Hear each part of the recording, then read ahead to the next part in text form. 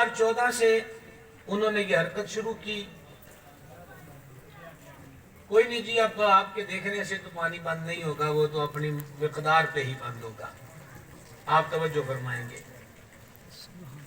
احتجاج بھی ہوئے، پوری مسلم امہ میں احتجاج ہوئے. 2014 اور یہ 2020 ہے، 6 سال کا عرصہ کو معمولی نہیں ہوتا. انہوں نے اپنے دفتر بھی بدلے، دفتروں پہ اٹیک بھی ہوئے. حد یہ ہو گئی کہ فرانس کے تعلیمی ادارے میں، اسکول کالج میں، وہاں کے لیکچرار نے طلباء کو مجبور کیا کہ تم مسلمانوں کے نبی کے کارٹون بناؤ. تو وہاں ایک چیچنیا کا مسلمان بھی پڑھنے کے لیے آیا ہوا تھا اور دیگر مسلمانوں نے احتجاج کیا. ان کا رائٹ تھا، کیونکہ سیکولرزم والے جب یہ کہتے ہیں کہ سب کو مذہبی آزادی حاصل ہے اور کسی کو کسی پر اٹیک کی اور دل آزاری کی اجازت نہیں، تو کیا مسلمان اتنے کمزور ہیں کہ ان کا حق ہی کوئی نہیں؟ تو جب اس کے باوجود بھی وہ باز نہ آیا تو حضرت عشق نے اپنا فیصلہ سنایا اور اس نو خیز عمر کے جوان نے اس گستاخ کا سر قلم کر دیا اور خود شہادت کا جام نوش کر دیا. عرض یہ کرنا چاہتا ہوں آپ کی خدمت میں، پھر یہ بات پبلک پلیس تک تھی، یہیں تک نہ رہی.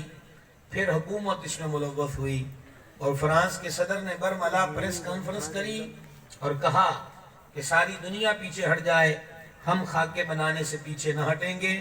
اور اسی پر بس نہ ہوا، بلکہ فرانس کے 2 بڑے شہروں کی سرکاری عمارتوں پر میرے آقا علیہ السلام کی ذات پاک کی طرف جھوٹے اور بے بنیاد خاکے منسوب کر کے سرکاری سطح پہ سرکاری عمارتوں پر شائع کیے گئے. یہ انتہائی تکلیف دہ امر ہے، انتہائی قابل مذمت امر ہے. آج اس چوک میں 12ویں کی شب بیٹھ کر ہم یہ سنیں اور سنائیں گے کہ ہمارے آقا کی عظمت اللہ نے کیا بیان فرمائی ہے اور ان کی حرمت اور شان کا معاملہ کتنا اہم ترین معاملہ ہے. بغیر کسی تاخیر کے میں نے 10 بجے کا کہا تھا، پورا فیصل آباد گزر کے آپ کے گاؤں میں آنا ہوتا ہے اور جگہ جگہ سگنل پرابلم، اور پھر یہاں گاؤں میں بھی ہمیں کئی منٹ لگ گئے کہ راستے بند تھے. تو بہت جلد اب گفتگو شروع ہے. نبی پاک علیہ السلام کے دربار کرم میں شمع رسالت کے پروانے حاضر ہوتے، حضور کے میٹھے بول سنتے. سرکار کی گفتگو کا طریقہ حسن یہ تھا کہ حضور یوں ٹھہر ٹھہر کے کلام فرماتے کہ کتابوں میں درج ہے کہ سننے والا حضور کے الفاظ شریفہ کو گننا چاہتا تو گن سکتا تھا. بات کوئی بہت اہم ہوتی، اگرچہ حضور کی ہر بات ہی اہم ہے، تو سرکار اس کو 3 مرتبہ فرمایا کرتے. جیسے حضور نے فرمایا الا الا ایمان علی ملا محبت علا، الا الا ایمان علی ملا محبت علا، الا الا ایمان علی ملا محبت علا. خبردار وہ مومن نہیں جس کو مجھ سے محبت نہیں، خبردار وہ مومن نہیں جس کو مجھ سے محبت نہیں، خبردار وہ صاحب ایمان نہیں جس کو ہماری ذات پاک سے محبت نہیں ہے. پھر بھی کبھی وہ کوئی بات سمجھ میں نہ آتی تو حضرات صحابہ کرام علیہ مردوان عرض کرتے راعینا یا رسول اللہ، قربان جائیے شمع رسالت کے پروانوں اور ادب کے پیکروں پر. یہ نہیں کہتے تھے حضور ہے گل دوبارہ فرما دیو، بلکہ یوں کہتے تھے حضور رعایت فرما دیجئے. ذرا توجہ ادھر رکھنی ہے جی، آپ نے آمد و رفت رہنا ہے، پوری توجہ. ادب کا تقاضا یہی ہے اور ماحول بھی یہی ہے اور موضوع بھی یہی ہے، انتہائی توجہ کے ساتھ. تو وہ کیا عرض کرتے راعینا یا رسول اللہ، یہ نہیں کہتے تھے حضور ہے گل دوبارہ فرما دیو، بلکہ کہتے تھے اللہ کے حبیب رعایت فرمائیے. عربی زبان بڑی وسیع ہے، ام اللسان ہے. یہودی لغت کے اندر یہی لفظ تھوڑی سی چینجنگ سے پڑھا جاتا رعینا، تو اس کا مطلب ہوتا تھا اے ہمارے چرواہے. حضرت سیدنا سعد بن معاذ رضی اللہ تعالیٰ عنہ یہودیوں کی ڈکشنری سے واقف تھے. انہوں نے کچھ یہودیوں کو یہ لفظ بولتے دیکھا، غصہ آ گیا، اور شروع سے محبت والوں کی ریچ ایک ہی رہی ہے. انہوں نے یہودیوں سے کہا آئندہ اگر میں نے تمہیں یہ لفظ بولتے سنا تو میں تمہارے سر کو قلم کر دوں گا. تو یہودیوں نے کہا ہمیں تو منع کرتے ہو، وہاں باقی حضرات یہ لفظ نہیں بولتے، حالانکہ وہ بولتے تھے راعینا اور یہودی لغت تھی رعینا، دونوں میں فرق ہے. سعد بن معاذ کا دل دکھا کہ اس کا حل کیا ہوگا. सीधे हुजूर की चौखट पर हाजिर हुए। इधर साद बिन मुआज आ गए, उधर अल्लाह ने जिब्रील को कुरान देकर भेज दिया। कमजोर आवाज है,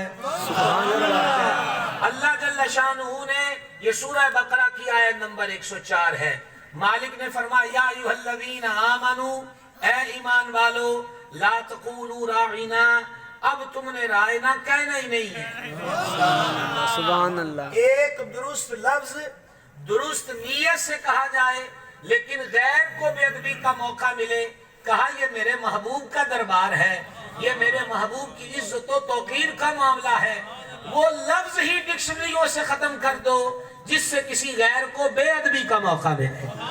ला तक़ूलू राइना, हाँ हम तुम्हें नया लफ्ज देते हैं, अब तुम्हें समझ में ना आए और तुमने मेरे हबीब से अर्ज करना हो तो तुमने राइना नहीं कहना, उन्जुरना कहना है। अब उन्जुरना का अगर मैं पूरी मोहब्बत के साथ मफहूमी तर्जुमा करूं तो अब पहला लफ्ज था राइना, हुजूर हम पे रियायत फरमाइए।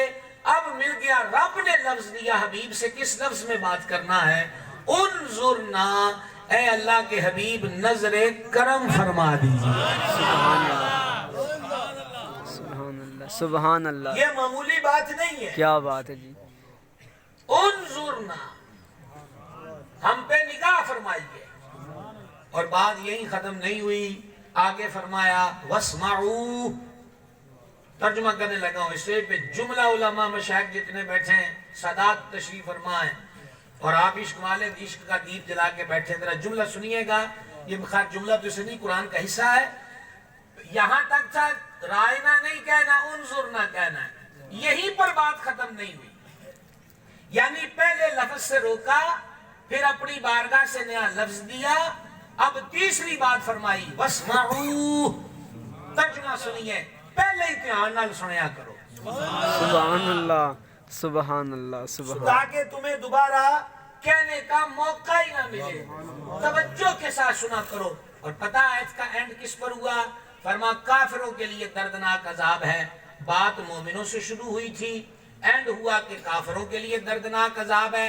मुफस्सरीन ने कहा पता चला हुजूर के दरबार का अदब फर्ज है, हुजूर के अदब का हुक्म, बारगाह के अदब का हुक्म अल्लाह ने दिया है। अगर कोई कलमा गो होकर इस बारगाह की बेअदबी करेगा, उसका इस्लाम से ताल्लुक नहीं रहेगा। इसलिए इब्तदा की कि ईमान वालों को यार की बज़म का अदब सिखाया जा रहा है।